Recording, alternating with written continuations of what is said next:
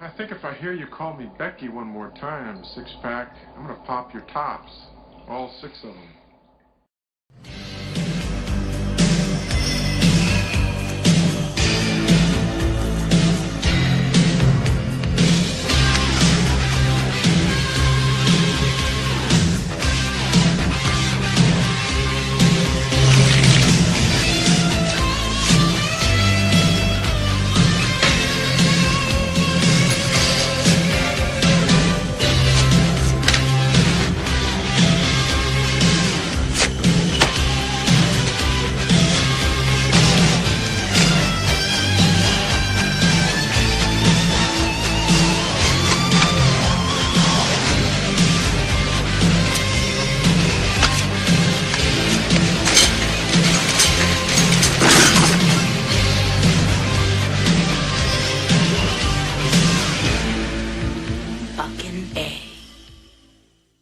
Hey folks, it's a Matt once again, and I know I reviewed this film before, but a lot of times I like revisiting movies and re-reviewing movies. There's a lot of times movies today, especially horror films of today, I just happen to not be a fan of. I don't do it on purpose, just happens to be that way for me personally.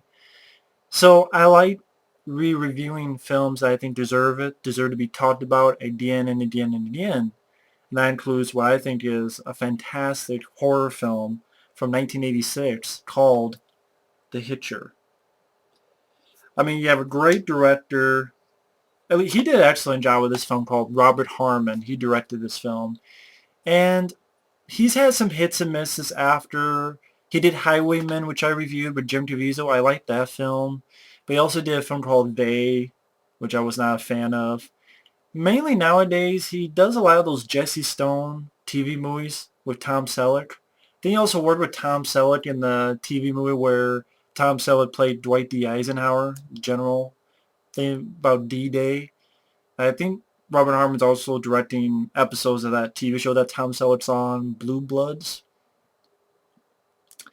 I would say, yeah, this is, I think, Robert Harmon's best film, directing-wise. It's also written by Eric Red.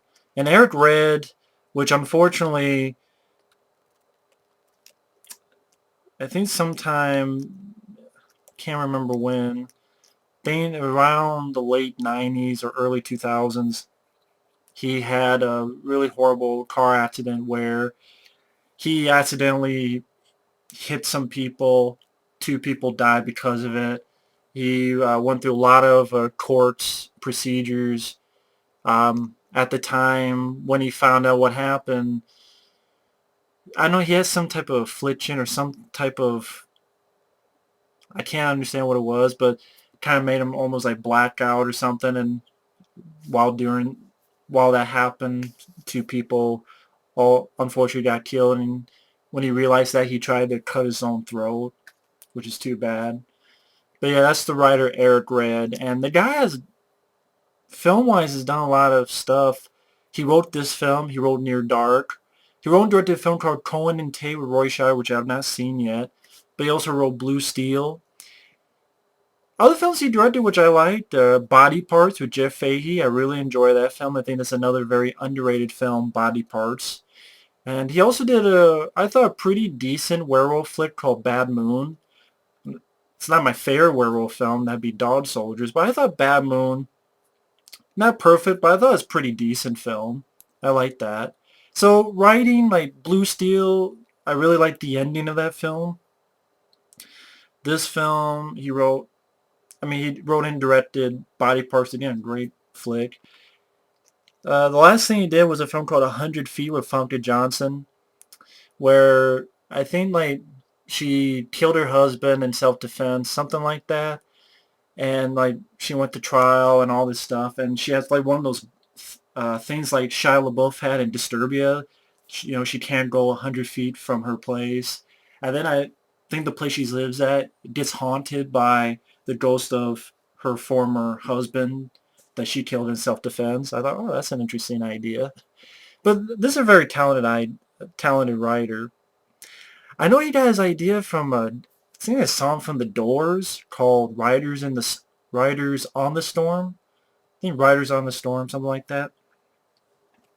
And for those wondering, this is the DVD from overseas in the UK, as you can tell from that. The reason I got it is because it's bare bones in the United States. It doesn't have anything on there. But the special edition, which actually this is 2 discs. I think I told a friend of mine it was 1 disc, but the reason I was surprised was that because I have to mention to my friend, whoops, I think I told him it was 1 disc, and I'm like, it is a 2 disc set. And actually what happened was I watched this with my friend online because he wanted to see the film again. And it's okay, it's easier to see it at the same time online. But so I didn't really watch the DVD itself. But the second disc has a lot of good features on it, as well as the first. It has a nice booklet about the film. It is in English, for those wondering. Some of the features this DVD has, which is, see the back there. Disc 1, you have audio commentary with Robert Harmon and Eric Red. You also have a scene-specific audio commentary with Robert Harmon, C. Thomas Howell, Aaron S. Feldman, Eric Red, Rutger Hauer, Mark Isham, and John Seal. They're all done separately. At least the scene-specific, done separately. But it's nice that, they actually talked a little bit about the film. And then disc 2, you have a teaser, you have a trailer, you have about a 40-minute documentary, which has been YouTube right now, the documentary. So you guys can check it out. And then 2 short films that, one that Robert Harmon directed, and a short film that Rutger Hauer directed called The Room. And not The Room, the other one. And then a short film that Robert Harmon directed called China Lake. And if you're a fan of the Hitcher, definitely pick up this DVD from overseas, because who knows if they'll ever make a good DVD in the US. And the way about this film, I should get into, it stars Rutger Hauer. Been a lot of great films: Blade Runner, Split Second, Wanted Dead or Alive, Blind Fury, Hobo with a Shotgun, many other films. Nighthawks. You have C. Thomas Howell, who's been in The Outsiders, Red Dawn, some bad ones like Soul Man. But you also have Jennifer Jason Leigh. You have Jeffrey DeMunn, who was in the 1988 remake The Blob, which is one of my favorite films of all time. Of course, this did get a sequel and a remake, which are both pieces of shit in my opinion. Maybe I'll talk about that another day. But very simple story. You have C. Thomas Howell playing a character named Jim Halsey, who he's driving a car. It's not really his car. It's a car that he had to wait. I think it's a drive-away, where he calls someone in California if they need a car to get there. It's like, okay, I'll take the car because I want to go to California anyway. And he's on his way there, and he does what you're not supposed to do.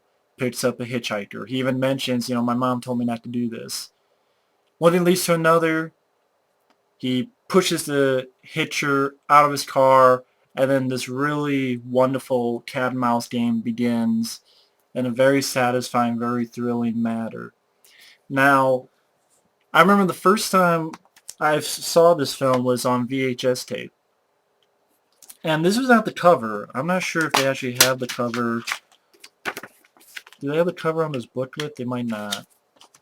But the cover of the film on VHS tape was actually this. Let's see if actually...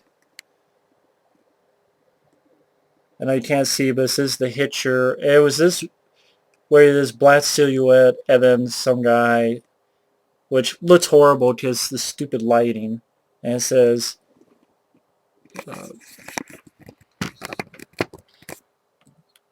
just say there is some small letters. The terror starts the moment he stops for the Hitcher. I saw that VHS tape and I went, wow, that looks interesting. That looks very interesting. And I remember on the VHS tape there was like a review by, I think, Newsweek, like an Odyssey of Terror Suspense, something like that. I'm like, that looks interesting. Okay, let me check that out. And just blown away seeing it on VHS tape. And then I got the bare bones DVD. Then when I found out about this, I'm like, I gotta grab it. And so this is one of the reasons why I got a region-free DVD player. This and the They Live, which had the audio commentary with John Carpenter and Roddy Piper, which I'm sure now that Shout Factory's doing that, I'll probably have that. But oh well. But where to begin on what's so great about this movie? I love this film to death. It gets a 7.2 on IMDb, so I'm glad it gets a high rating on there. It richly deserves it and higher. It's one of those films that I have zero problems with. Like, I have zero problems with the film. Robert Harmon really creates a beautiful landscape of the desert, and he really knows how to create an atmosphere and a rich atmosphere. He really knows, even in Highwaymen later on, he knows how to shoot the road. It sounds stupid, but the landscape, the scenery, he knows how to shoot a film, not a music video, a film. And he knows how to use to create atmospheric, creepy, being in this wide open space, whether it be at nighttime or what, even in daytime, it has a nice atmosphere to it. The guy knows what he's doing. The cinematography was great. I definitely also want to give credit to Mark Isham, who did the music. The music, what makes the music work is not stupid shit and like in the remake with, oh, let's get the song closer, where he says, fuck you like an animal.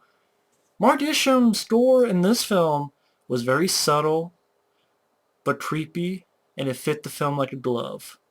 Like the opening where you have Jim Halsey driving his car through these wide open spaces of the long, lonely road.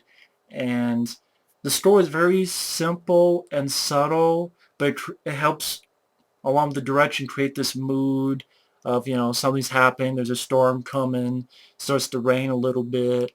And Mark Isham, he would go on to score, see what other films he scored. Point Break from 1991, Cool World, The Public Eye, Nowhere to Run, Fire in the Sky, the 1994 film The Getaway. Oh, he scored Time Cop. He scored The Net, Kiss the Girls. Let's see. Blade. He did the score for Blade, the first Blade. October Sky, Varsity Blues. He's done scores to a lot of other films. And he did a fantastic job with the score to this flick. And, he picks up the Hitcher, the hitchhiker, because he's almost fallen asleep and almost smashing the cars. So he even says, my mom told me not to do this. And he offers the Hitcher a ride. Of course, the Hitcher is played by Rutger Hauer.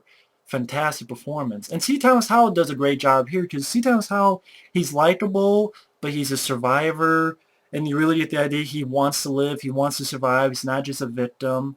And you have that great setup where, you try to get a handle what this guy he picked up, the hitchhiker, like he's about ready to stop a car because there's a car by the side of the road and right out pushes his leg and keeps going. He's like, I think you better get up now. Get up and get out now. Thank you. And then they start talking. He's like, so you need gas? Do you need a gas station? And Rutger Hauer goes, yep, okay. And then they have the great setup where C. Tower asks, what was up with that car there? He's like, well, that was the guy that picked me up before. That picked me up before you. C. Tower asks about him. And Rutger Hauer goes, well, I doubt he really got any far. I love the shot. Like, he keeps looking at C. Tower, like the camera stays on Rutger Hauer looking at C. Tower, just waiting for him to ask the question. Why do you say that? Because I cut off his legs. And his arms. And his head. And I'm going to do the same to you. And like the look on C. Thomas Howell, it makes me laugh, but in a good way. It's like, Rutger Hauer is very creepy. He is the Hitcher. Not Sean the Beanie Baby or Gary Busey's seed, Jake Busey. Rutger Hauer is the Hitcher. Okay, and he just really excelled in that performance. When he's a good guy, he can play a good guy. When he's a bad guy, he can play a great bad guy. He can do both ways very well, whether it be split second as Harley Stone or this as John Ryder. And then, puts the knife to his eye and then get past his roadblock and says, you gotta say some words for me. I want to die. I want to die. And he's like, I don't know if I can say that. And they have a back and forth. And he's like, I don't want to die, and pushes Rutger Hauer out of the car. And C. Towers are actually like, yeah, fuck you, buddy, yeah, And a thing that they just excelled in this movie, that the remake totally, unbelievably fucking they missed the mark. They missed the entire fucking point of this movie. That's the thing about the remake, which I will rant about. Because I got it very cheap, almost for free. I will rant about this piece of shit. It's because, one, for the most part of the film, C. Thomas Howell is by himself.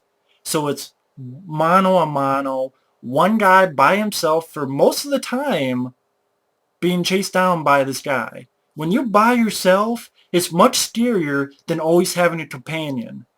It sounds stupid, but it's kind of like the Resident Evil games. It's a stupid comparison, but bear with me. When you do like those survival horror games, when you're by yourself, it's scarier than when you have just a constant companion. Same thing here. It's like it's scarier when someone's by themselves, and it's like, oh my god, are they gonna make it? And they have no one else to rely on but themselves. But the most important thing that they just missed the mark on, the number one thing, was the subtle depth of the relationship between Jim Halsey and John Ryder.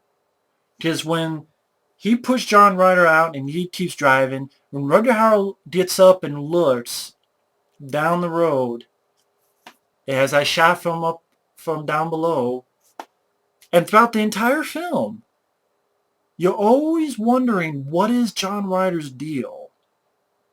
Now, certain people have mentioned maybe there's a type of homophobic vibe to it. Like later on when he's caught, Jim Halsey spits on him, and Rutger Hauer does this thing where he tastes his spit, kind of rubs it like this, and then does like this and kind of smiles. Like, what's the deal with this? Like, or even earlier before, like he had the knife between the guy's legs for the roadblock. So the cops look at the roadblock, or the guys with the roadblock, and he goes, okay, move along, sweethearts, thinking that they're gay. But the more you could look at it that way, and some people have, but the more interesting thing to me is the idea of, does he want to teach Jim Halsey a lesson? Does he want to die? Because he keeps saying, I want to die. And he wants to teach Jim Halsey.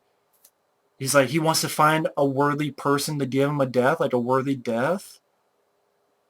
Does he want to teach Jim Halsey to be a man? Because you see Jim Halsey go from, in the beginning, being, just your teenager, and by the end, he's a much tougher, much stronger, much more of a man to finally take care of the Hitcher on his own. And it's such a great cat and mouse that it's just really well-developed script. Because, for instance, when Jim Halsey gets him out and he sees a car pass by him. And he sees kids waving from the back, and he's waving. And someone has a bear and takes it down, and there's the Hitcher. And Jim Halsey's like, holy shit. And tries to warn the people, but doesn't work. And when he finds the station wagon later, they do a very wonderful job. And there's some producers saying that the film failed because where is it? I disagree with this producer. I don't know what the hell he's talking about. I don't think he knows what the hell he's talking about. The film's commercial failure is because of a lack of violence, and that Jennifer Jason Leigh's death should have been shown. Really, producer? Watch the remake. The Hitcher remake wasn't a success either. And they showed blood and CGI gore all throughout. And you know what? The movie sucked ass. And didn't do well. But it's sad that this film didn't do well. It didn't make that much money. But it's not because of that. Give me a fucking break. Maybe releasing it in February? February! You're releasing a horror film a week after Valentine's Day, producer. Gee, February, a week after Valentine's Day. That's what people want to go on Valentine's Day or the week after, is to see a horror movie with two guys going cat and mouse chase. Duh. Give me a break, producer. How about you produce some fucking common sense on that shit? Come on. I know I'm being mean, but come on, that's silly. You didn't need to see it. See, that's when, you know, a horror film works. Grant, I'm a type of guy, I love blood and gore, practical effects. But when they can do it without it, and I'm not thinking, oh man, I wish they had this. When I'm not thinking that, it's because you had a masterful job at writing, acting, and directing. And just like this film. For instance, in the scene where Jim Halsey, C. Townsend finds a station wagon. And you don't see the kids. You don't see the parents. You see him going up. You hear his reaction. And you see like a drop of blood hitting his shoe. And he runs back to his car and he pukes. And that's all you need. And it works. They're coming from a gore hound. I can admit, I'm a gore hound. And it works in this film. Not showing it.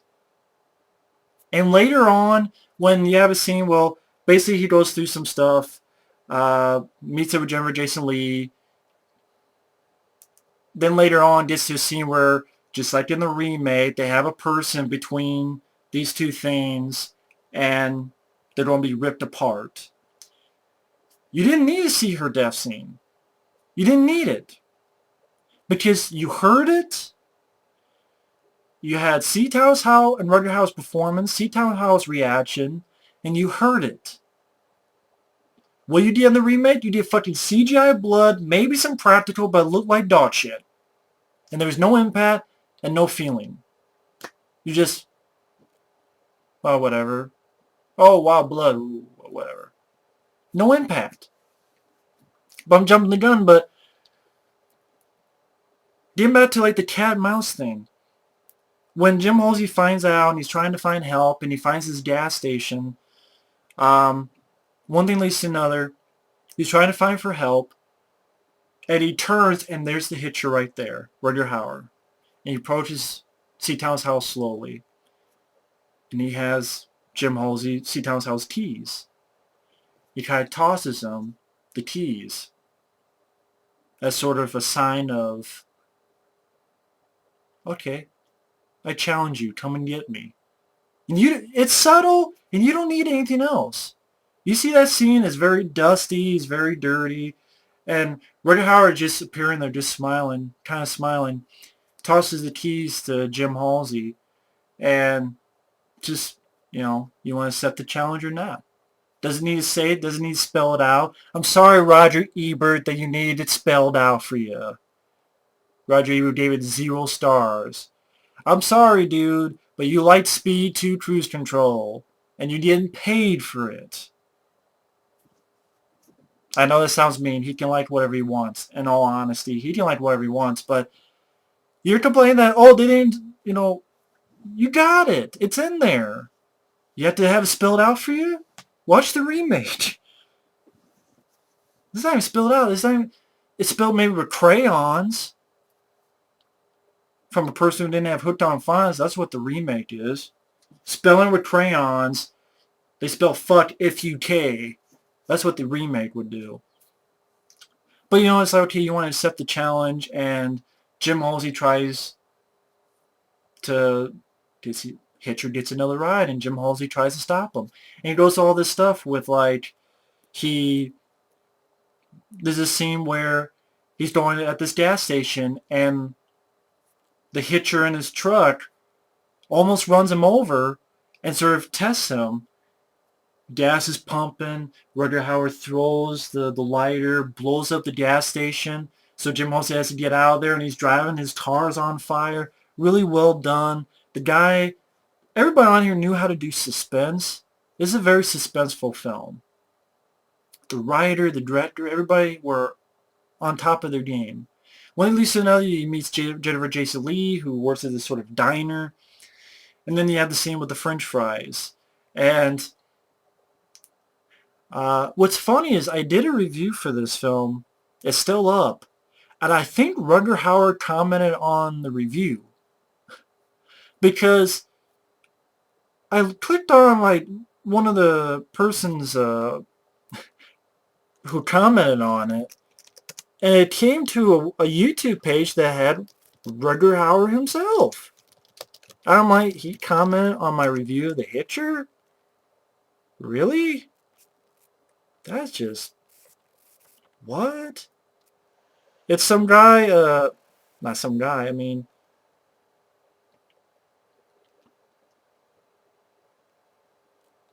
oh, it's on part 2. I almost forgot. That was back in the day when I had these in 2 parts. I want to get the YouTube name. Or... see, that's why you heard my voice. It is Film Factory Shores.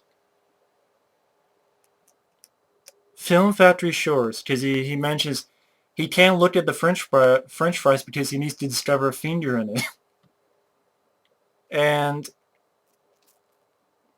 that it is Rutger Hauer. It's his because he actually uploads videos on his own. Like upload videos, it's him from a webcam. So Rutger Hauer, I guess, actually Film Factory Shorts, that's his YouTube page. I'm like, he actually gave me like a Skype, like if I wanted to talk to him, and I never did it because I'm like, what am I going to say? Hey, I loved you as the Hitcher. I couldn't think of anything good to say, so I didn't do it. You know? So I never did it. Because I feel like, oh man, I don't want to bother him. Hey, you know me, I did that one review, that random one long ago. So I never took the chance of it because I was just too nervous, you know, but maybe I should have. But Film Factory Shorts, yeah. On the second part of the Hitcher review, I did part of my 69 favorite horror films. I thought that was very cool. That was very nice. But, yeah, that scene with the French fries. Because I'm thinking, well, how come he doesn't look at his French fries? Because I've never seen anyone else eat French fries where he doesn't look. Like, he gets French fries, he eats it, puts it down. Then he gets one, puts it down, never looks down. I've never seen anyone eat French fries like that. But like Rutger Hauer, like the Hitcher himself says, he has to do that so he can find the finger. And it's a great, memorable scene that people remember. People remember that French fry finger scene to this day. People remember that. You know, even my friend Effrey's like, ever since I saw that, now I look at what I eat. And I don't blame him. I do too. But he gets arrested by the cops because they think he's the killer. And once again, the Hitcher, you just don't know quite where he's at because he goes to sleep, he wakes up, and all the cops are dead. And you're like, how the hell did he do this? He wiped out a whole police station worth of cops, seemingly without breaking a sweat, and just unlocked the door, but didn't do anything to Jim Halsey. So Jim Halsey has to get out of there so the cops don't arrest him or kill him. And it's this constant, like, challenging C. Thomas Howell, trying to see what makes him tick, you know, challenge him to, you know, come get me, all that stuff. Or another moment where he turns himself in and he talks, okay, you know, I'm going to turn myself in. Rutger Hauer comes in, shoots the 2 cops in front, leaves Jim Halsey alone, drives away. And then you get that moment where C. Thomas runs and his brain is fried, he's yelling, and he's ready to kill himself, but he ultimately doesn't do it. And you can't blame him because he's by himself for the most part. This guy keeps fucking with him. And again, it's very interesting. Very interesting, in-depth, that they totally did not even understand when doing the remake. First having 2 people being the leads, and oh, it's the typical female being the lead. And the psycho just wants the female. I've seen that. You ever heard of Halloween? You ever heard of any Friday the 13th movie or fucking Texas Chainsaw Massacre where a psycho goes after a female? Lo and behold, probably want some poontang pie.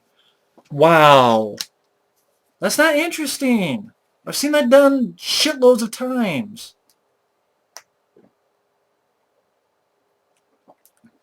And then that fucking director, Dave Meyers, sounds like fucking Dave Matthews Band, Dave Meyers. Guy who's directed nothing before or since but fucking music videos for like Creed or something like that. He's saying in an interview on there, oh, I had problems with this and this and this part of the original. Can I do my own? Yeah, let's make it a female, which is the fucking most cliche thing. Let's have it be two so it's less dangerous and less scary. Let's take away every semblance of the subtle depth of this film. This cat and mouse. Does he want to teach this guy to be stronger? Like, for instance, later on, C. Thomas Howell is out of it. He snuck onto a bus and then snuck out, get something to eat. And Rutger Hauer sits right in front of him and sort of smiles at him. And C. Thomas Howell has a gun. It's like, you move, I'll blow your balls right through your ass or something like that. And then Rutger Hauer looks down and he's like, it's not loaded. The C. Thomas Howell's like, oh, really? And Rutger Hauer's like, really? He's like, oh, really? And then like C. Thomas Howell's that look. And Rutger Hauer goes, well, you better use yours because I'll use mine. And he just has a finger like this underneath. And you go, bang! And then C. Thomas Howell, of course, it's not loaded. He's like, why are you doing this to me? And he says a really good line. You're a smart kid. You'll figure it out. And does this thing like he takes the pennies and he puts on his eyes. Puts one on one eye, one on the other eye. Idea, it's like that interesting, like, what's the deal with this? Is it he wants to teach this guy? He wants to teach him enough to kill him and worthy, like, it's really interesting. And it's not spelled out like you have to be a kindergartner. So you have this very interesting relationship, top-notch acting from your villain and your hero who's trying to survive, doing his best, not just a whimpering, oh, I'm just going to die, just kill me. You know, he meets Jennifer Jason Leigh and she's very capable. They do another cool thing where they don't, okay, they're automatically just lovers. Girlfriend, boyfriend, they kiss, you have a sex scene, because there's no time for love, Dr. Jones. Which they did in the remake because they're shitty and stupid and cliche. Because I'm talking originality in a fucking remake. By the producers of fucking Nominal Street, the remake. How, duh. I'm an idiot. Fuck it. But that was a cool thing. Like, they got into the motel room, Jennifer Jason Leigh and C. Thomas Howell. There's no sex scene. They thought of maybe, like, doing something, but they're like, wait a minute, come on. There's no time. They're being chased by a killer. The cops are looking for them. Okay? There's no time for that. And I like that, and it made it different. And then before that, you had a really well-done sequence, action sequence, where the cops are looking for them, and they're shooting at them, and Jim Halsey, C. Thomas Howell and Jennifer Jason Leigh have to try to survive, and, like, cops are here, and he puts on the brake, and both shoot each other's tires, and flipping of the cars, and then you even have, like, a helicopter, a chopper, and the Hitcher shoots it down. You know, shoots the fucking thing down. And then there's also that other thing where you kind of mention, could the Hitcher be somewhat supernatural as well? You never know. I mean, there's a lot of stuff, and people are going to say, oh, it's not there. It is there. It's there. It's like right here. Not in your face, but it's like right here where you can plainly see. It's not like in the back. It's right here you can see, but not in your face. And this is like the best way to do it. Then you get that scene where Jim Halsey wakes up, Jennifer Jason Leigh's gone. You realize that the Hitcher has tied her up. And, he gets in the truck to save her, and Rutger Hauer says, pick up the gun, and puts it to his head and says, pull the trigger. And of course, he tells him, of course, what's he going to do? He goes, I can't, because you don't let go of that, and she's going to die. He's like, useless waste. And he does it anyway, and he tries to stop, and you don't need to see Jennifer Jason Leigh pulled apart. This comes from a gorehound. You didn't need it, and I didn't even spit it on that. Because I'm spitting on that fucking remake that showed it, and it was shitty. No impact, no emotion, nothing. But boredom in that movie. I'll get to that next time. And he, that scene talking about who John Ryder is, but they never give a clear idea of who he is. They can't really find much files on him. One thing leads to another. Jeffrey DeMunn, who, what I like about Jeffrey DeMunn, I think way back when, maybe in my old review, I know a friend might mention this, that I said that Jeffrey DeMunn was an asshole, but I don't know what I was talking about. Because Jeffrey DeMunn, in this film, in The Blob, he plays authority figures that are not assholes at all.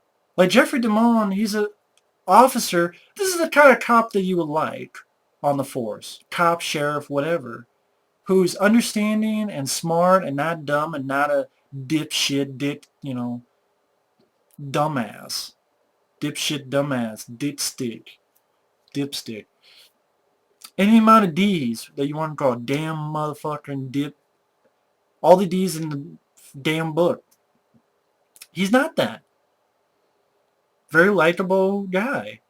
And he's taking Jim Halsey away to where he needs to go. And Rutger Hauer gets put into this armored truck. And C. Thomas Howell knows that he's going to get out. So what does he do? He does a smart thing. He takes the gun, holds on the officer, Jeffrey DeMunn, and says, get out. Why does he do that? So that Jeffrey DeMunn doesn't get killed by the Hitcher because of his dumbassness. He makes Jeffrey DeMunn get out so that he won't get hurt. So that makes it still like C. Thomas Howell as a character. Even though he's ready, he wants to go mano-a-mano with this guy, finish it. Like this film's been building up. He has the courtesy to not let Jeffrey DeMunn get hurt and killed during it. Then goes off the face. In the remake, they do a stupid thing where they crash and the girl could help the guy, the officer, get out of there. But no. She takes his gun, leaves him there to be fucking stuck, like a dumb bitch, gets stuck in the fucking armored truck, which blows up with CGI fire going inside, and somehow she survives with like no marks, burns, or not even barely any dirt. And basically lets fucking officer get shot in the head and killed. I'm like, wow, Sophia Bushwhacker, you dumb bitch. Yet another reason why I don't like the character amongst the various others I'll get to next time. But here, he doesn't do that. He lets the guy go and he goes face to face, and we don't see how the Hitcher got out of there. But we don't need to. We don't need some bullshit with, oh, I broke my thumb and did. Don't need to see it. And let's throw some gore. I like gore as much as the next guy, but it doesn't amount to shit in shitty movies. Didn't need it in this movie. That's what makes this film more powerful. It didn't have gore, and it still kicks ass. That's when you know a movie's good, that it doesn't need gore to kick ass. That could be a rare feat. I'm a gore hound as much as the next guy. But when it works well, it's like, wow, this is a primary example of it. And a great mano, crashes through the windshield. Jim Halsey, getting attacked by a shotgun. Hits the Hitcher with the car. Gets the shotgun. You have this weird little moment that he kind of moves the tuft of hair of Rutger Hauer. You sort of put your own 2 cents on what that means. Walks away. Rutger Hauer gets up. Shotguns the Hitcher to his death. Practical blood squibs.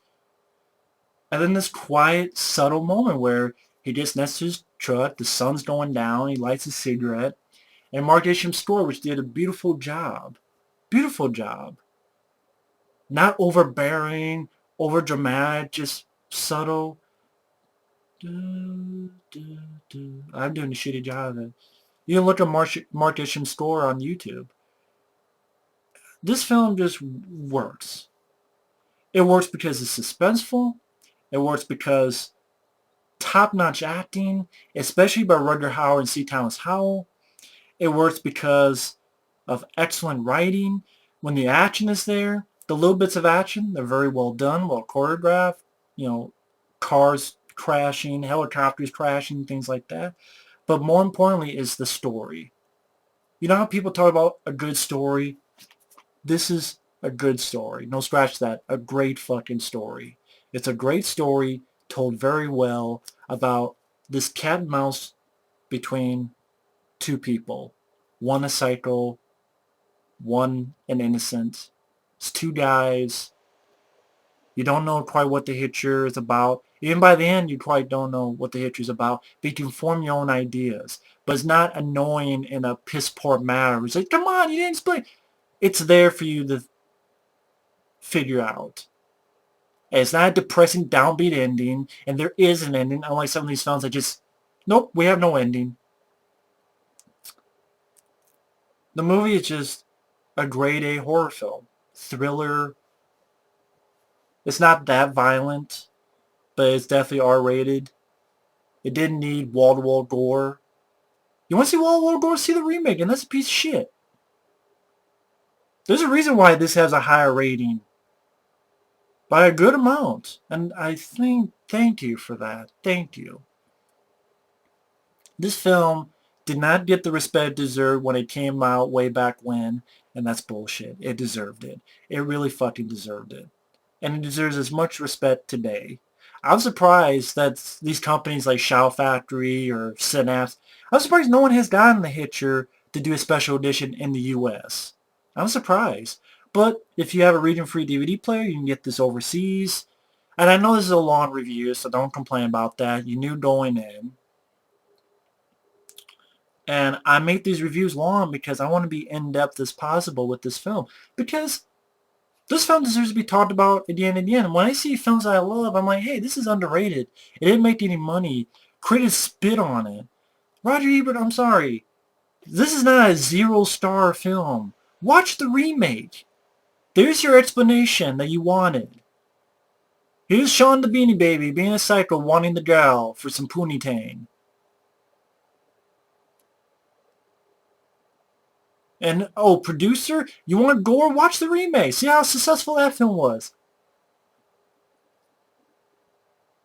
That's the thing, like, that remake just showed me how much, how this film worked so much better. They completely missed the point with the cat and mouse.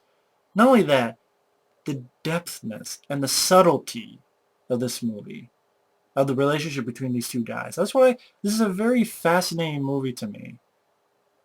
This is how you take a movie, and when you think about that and you watch the movie again, you see little things. And you're like, yeah, you know, Rutger Hauer's performance, you notice what he does, and you notice how C. Thomas Howell changes from the beginning to the end. There is a change. There is an arc. And it works. It works well. I have zero problems with this film. I can't find a thing wrong. At all. As for The Hitcher 2, I've been waiting. That was a sequel that did not need to be made at all. Just, hey, let's have C. Thomas Howell as a cop, and he gets killed about halfway through. And Jade Busey plays the Hitcher. And Carrie Wooer, you've seen in a few films, she becomes the lead and kills Jay Busey. And I think it's the director of like Joyride 2, where the fuck it was. Shitty sequel. And the remake, so I'm not even going to review The Hitcher 2. It's not even worth my time. It's not worth the sweat off my balls. But the remake, that'll be next time. So, and hey, I got that DVD for pretty much free. That's why I have it. Because I knew I would review it one day, and I didn't want to download it via fucking virus. So, hey, if it's pretty much free, Okay, now I can beat the shit out of it and rant about it. And compare why this film is a fucking classic and how the remake unbelievably missed the entire fucking point of this movie. So much so that no wonder that director has never directed again. Anyway, thanks for watching and take care. Later.